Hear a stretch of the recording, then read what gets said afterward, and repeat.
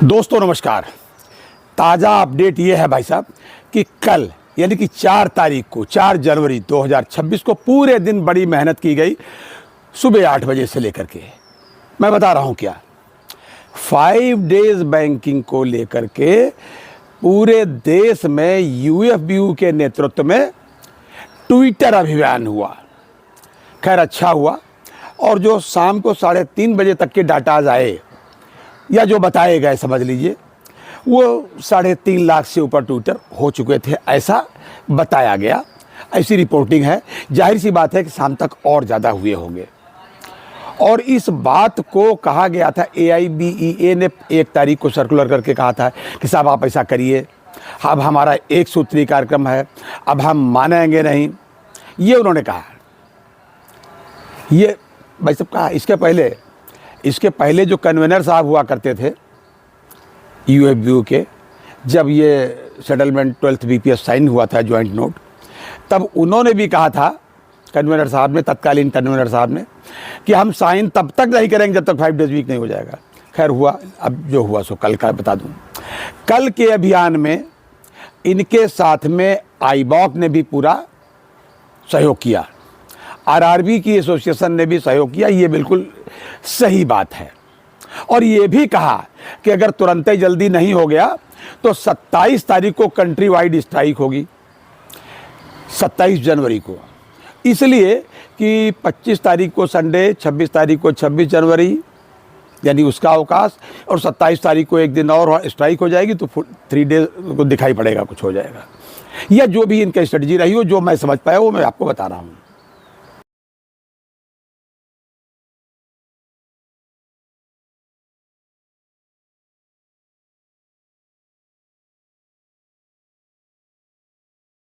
अभियान की बड़ी सराहना करता हूँ। चलिए बड़ी मेहनत कर रहे हैं भाई साहब। इतनी ही मेहनत एक दिन कर लेते पेंशन अपडेशन के लिए, ट्विटर अभियान चला लेते, हड़ताल की बात कर देते, और आज यानी कि 5 तारीख को पूरे देश में यूएफबीयू का जो है स्टेट वाइज जो है धरना प्रदर्शन है भाई साहब। आज यही 5 डेज को लेकर के यही एक काम जरा भाई साहब पेंशन अपडेशन के लिए कर लेते।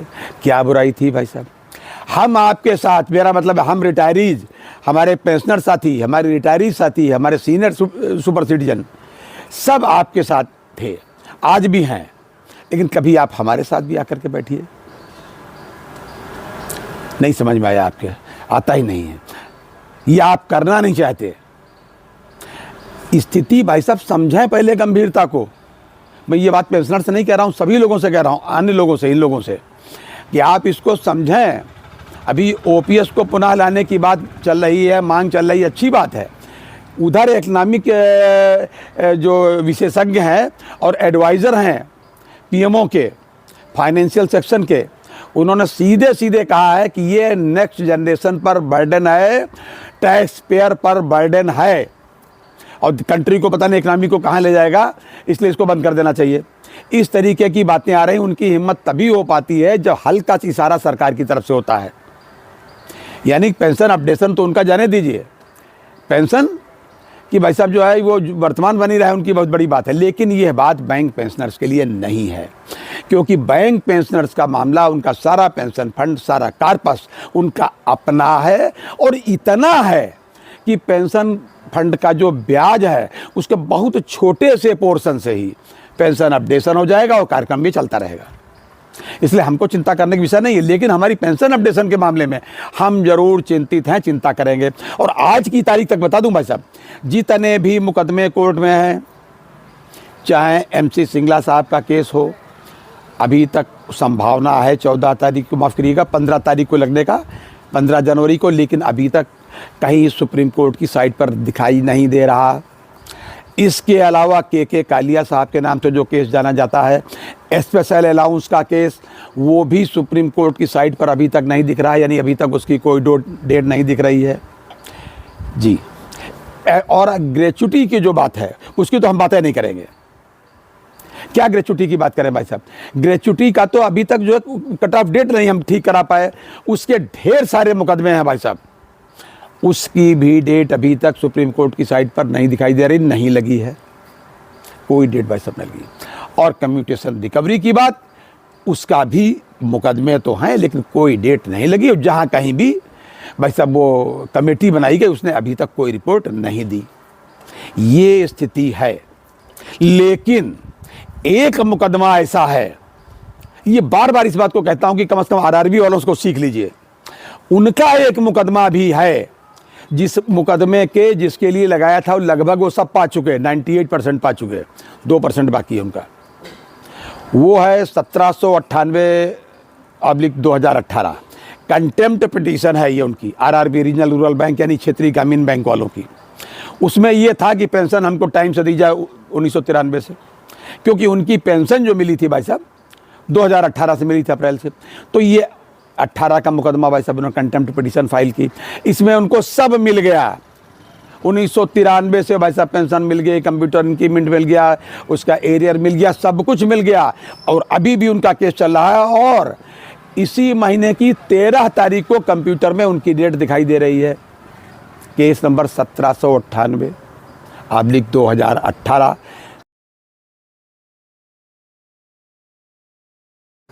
13 जनवरी में इकलौती उनकी डेट दिख रही है भाई साहब, और सब कुछ वो पा चुके हैं। केवल उन्होंने ये कहा कि भाई साहब ठीक है आपने दे दिया, कौन सा एहसान किया, जो चीज़ आपको हमको 1993 में देनी चाहिए वो 2024 और 25 में आप हमको दे रहे हैं, कौन सा एहसान कर रहे हो, उसका ब्याज कौन देगा। ये जज्बा है उन लोगों में, आरआरबी वालों में, क्षेत्रीय ग्रामीण बैंक वालों में। अरे कुछ सीखिए उनसे भाई साहब। आपने उनकी बैंक में जाकर के स्पॉन्सर बन करके आपने उनको सिखाया और उन्होंने बैंकिंग सीखी, और आपसे सीख करके वो कहाँ पहुँचे, उनके ट्रेड यूनियन लीडर्स कहाँ से कहाँ पहुँच गए मेहनत के मामले में, और हम बाकी यहाँ सब आराम में कर रहे हैं मज़े से। ऐसा मैं नहीं कह रहा हूँ, लेकिन जो नतीजे हैं वो ये हैं, इसलिए नतीजा कुछ दिखना चाहिए। क्योंकि आरआरबी वालों को भी ट्रेड यूनियन किसने सिखाई, आपने सिखाई, बैंकिंग आपने सिखाई, और वो कहाँ है कम समय में, और यहाँ 32 साल से कोई पूछ नहीं रहा। तो हमको इस बात को पुनः देखना पड़ेगा, रिव्यू करना पड़ेगा, और ये जो सिंगला साहब का केस है इसके लिए फिर से जुटना पड़ेगा एमसी सिंगला साहब के मामले में, क्योंकि एमसी सिंगला साहब को यही सच्ची श्रद्धांजलि होगी। आपके तो भले की बात है ही है, पेंशनर्स के कल्याण की तो बात यह है ही है, उससे पेंशन अपडेशन तो मिलेगा ही, लेकिन उनके प्रति भी सच्ची श्रद्धा और श्रद्धांजलि यही होगी कि अगर हम उनके केस को जी जान से लग करके, सब लोग लग करके आगे बढ़ाएं, फुटकरिया काम न करें। और इन एसोसिएशन का एआईबीई की बात करते हो, बाकी सबकी बात करते हैं, पेंशन अपडेशन तो छोड़िए, पेंशन दिलाने में एआईबीई का बहुत बड़ा हाथ था, लेकिन उसके बाद वालों ने क्या किया। वैसे भाई साहब जैसे आज़ादी दिलाने में कांग्रेस का बड़ा हाथ था, और उसके बाद वालों ने क्या किया, वही एआईबीई का है। तो मैं दो बातें एक शब्द कह करके अपनी बात समाप्त करूं कि आज़ादी की कैसे मिली और बात की कांग्रेस ने क्या किया और एआईबीई क्या कर रही है। बापू बड़े भले मानस थे, आज़ादी की फसल उगाई और मर गए। ये professor Vidyasagar Verma CSN college के प्रोफेसर थे, स्वर्गीय हैं, ये उनकी पंक्तियां हैं कि बापू बड़े भले मानस थे, आज़ादी की फसल उगाई और मर गए, फिर उन्हीं के द्वारा पाले हुए जानवर खेतों में घुसे और सारी फसल चर गए। यही हाल एआईबीई का है। पेंशन दिलाने में सबसे ज़्यादा योगदान उनका था। और आज स्थिति क्या है, ट्विटर अभियान 5 डेज के लिए, 5 डेज के लिए चलाइए, अरे पेंशनर के लिए भी चलाइए भाई। एआईबी पार अपना काम करता रहता है जो कर पाता है, सीबीपीआरओ जो कर पाता है करता है, एआईबीओसी को भी करना चाहिए, और एआईबीईए को करना चाहिए कि अरे हमारी दिलाई हुई है पेंशन है, हम इसको बड़ा मजबूत करें। लेकिन नहीं, ये है आज तक का अपडेट। अगली बार फिर किसी अपडेट के साथ मिलते हैं, तब तक के लिए इजाज़त दीजिए, और हाँ, अपनी सेहत का पूरा ध्यान रखिएगा। जय हिंद, जय भारत, नमस्कार।